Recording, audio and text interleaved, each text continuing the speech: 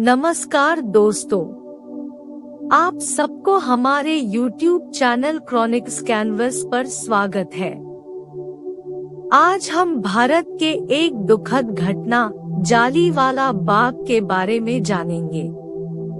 जलियांवाला बाग नरसंहार भारत के स्वतंत्रता संग्राम का एक महत्वपूर्ण क्षण 13 अप्रैल 1919 को पंजाब के अमृतसर में हुआ था। यह दुखद घटना, जिसे अमृतसर नरसंहार के रूप में भी जाना जाता है, तब घटी जब ब्रिटिश सशस्त्र सैनिकों ने जलियांवाला बाग में भारतीयों की एक शांतिपूर्ण सभा पर गोलियां चला दी। भीड़ प्रमुख भारतीय राष्ट्रीय कांग्रेस नेताओं डॉक्टर सैफुद्दीन किचलू और डॉक्टर सत्यपाल की गिरफ्तारी का विरोध करने के लिए एकत्र हुई थी। जलियांवाला बाग की शांत सेटिंग के बीच ब्रिगेडियर R.E.H. डायर, एक ब्रिटिश अधिकारी, ने ब्रिटिश भारतीय सेना के सैनिकों के साथ इस क्षेत्र को घेर लिया, केवल एक निकास छोड़ दिया। बिना सोचे समझे भीड़ को फंसाते हुए उसने अपने आदमियों को गोली चलाने का आदेश दिया और निहत्थे नागरिकों पर निर्दयता से गोली चला दी।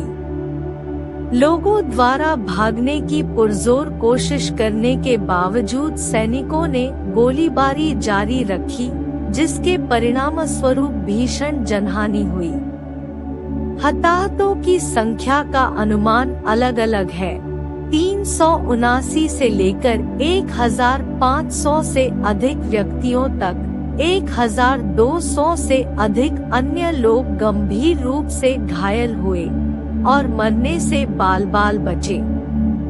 इस नरसंहार ने भारत के इतिहास पर एक अमिट छाप छोड़ी और भारतीय स्वतंत्रता आंदोलन के लिए उत्प्रेरक का काम किया।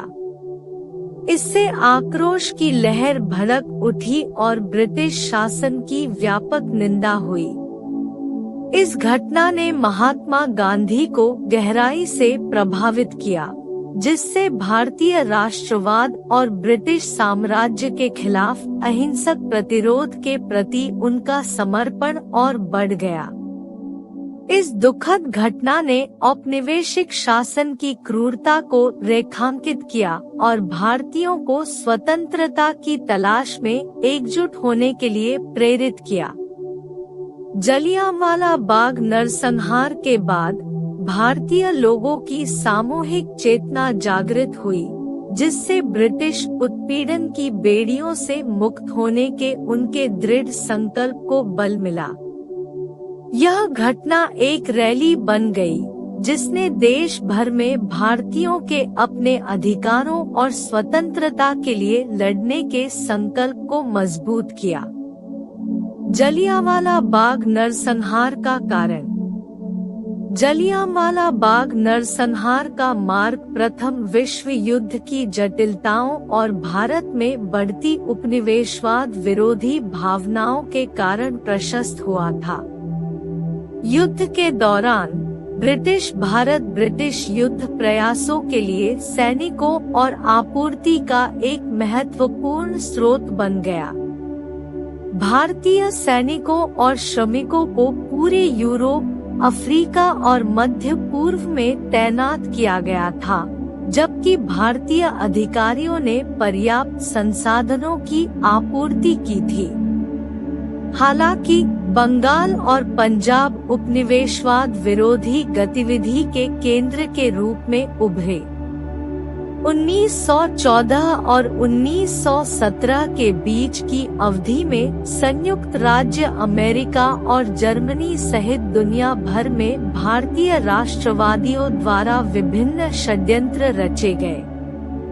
एक महत्वपूर्ण योजना में फरवरी 1915 में ब्रिटिश भारतीय सेना के भीतर एक अखिल भारतीय विद्रोह शामिल था।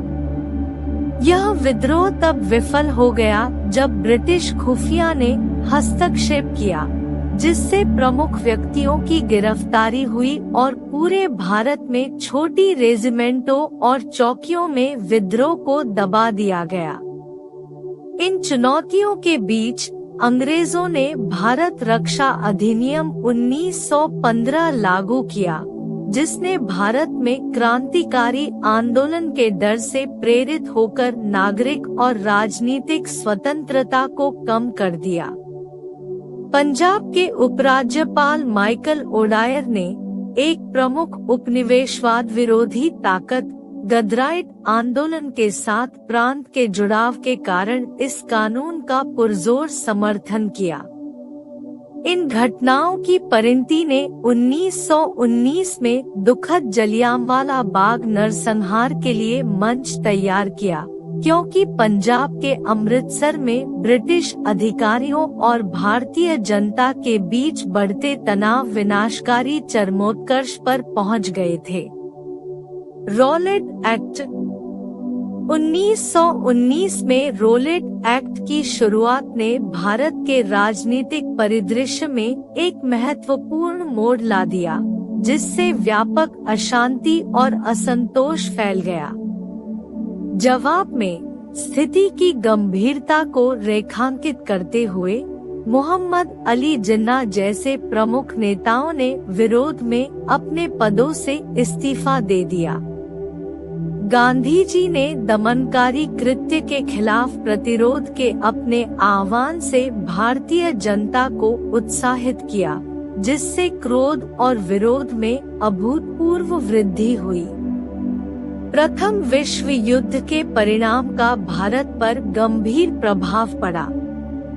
युद्ध के बाद बड़े पैमाने पर मुद्रास्फीति, भारी कराधान, 1918 की विनाशकारी बीमारी का प्रकोप और व्यापार व्यवधानों के साथ संघर्ष के दौरान उच्च हताहतों की संख्या ने भारतीय लोगों की पीड़ा को बढ़ा दिया।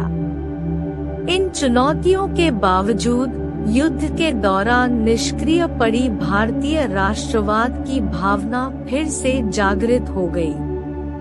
भारतीय राष्ट्रीय कांग्रेस ने अपने उदारवादी और कट्टरपंथी गुटों के बीच की खाई को पाटते हुए 1916 के ऐतिहासिक लखनऊ समझौते में अखिल भारतीय मुस्लिम लीग के साथ सहयोग किया।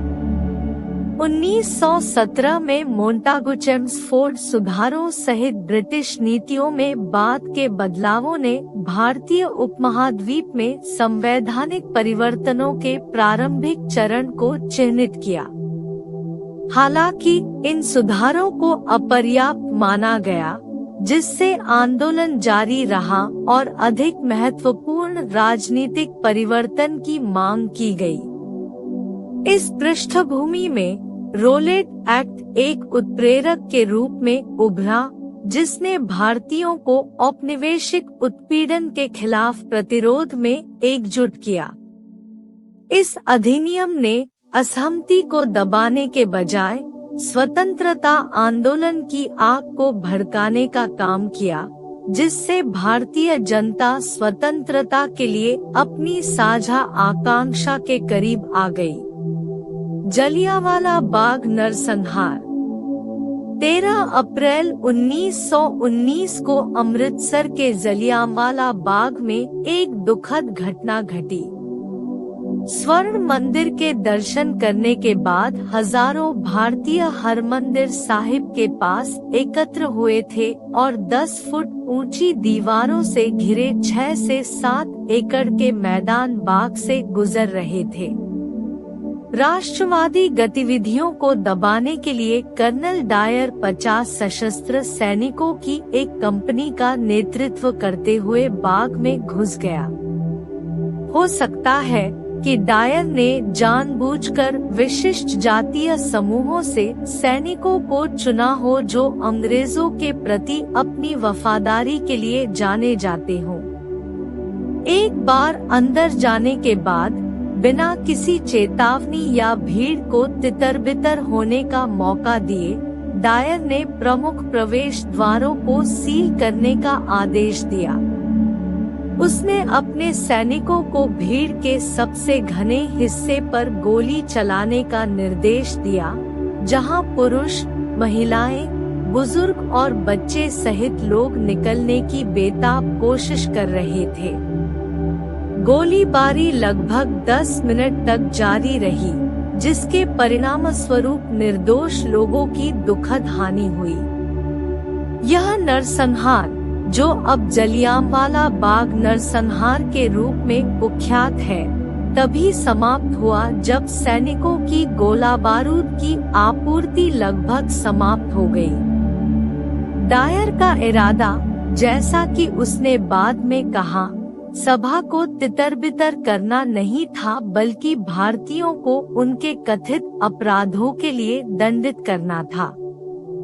निष्कर्ष: 1919 में भारत की ब्रिटिश सरकार द्वारा लागू किए गए रोलेट एक्ट ने क्रांतिकारी गतिविधियों को दबाने के लिए प्रथम विश्व युद्ध के दौरान प्राप्त आपातकालीन शक्तियों को बढ़ा दिया।